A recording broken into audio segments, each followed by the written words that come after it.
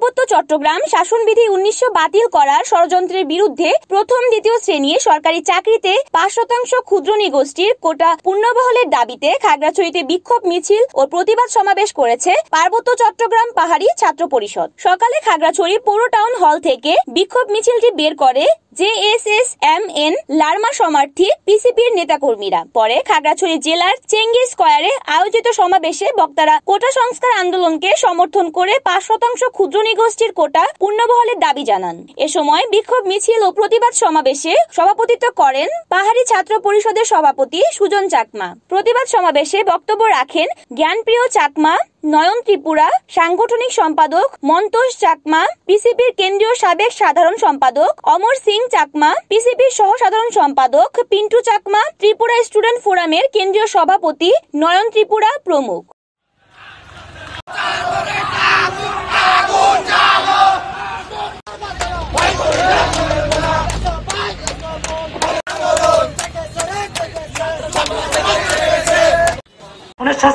শাসনবিধি প্রণয়ন করে সংগ্রামী বন্ধুগণ, এই শাসনবিধি ছাত্র সমাজ জেগে উঠেছে। সংগ্রামী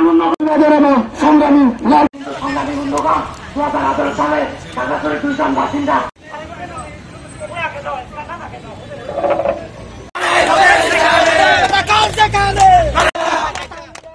রিপোর্ট করেছেন খাগড়াছড়ি প্রতিনিধি বিপ্লব তালুকদার, NAN TV।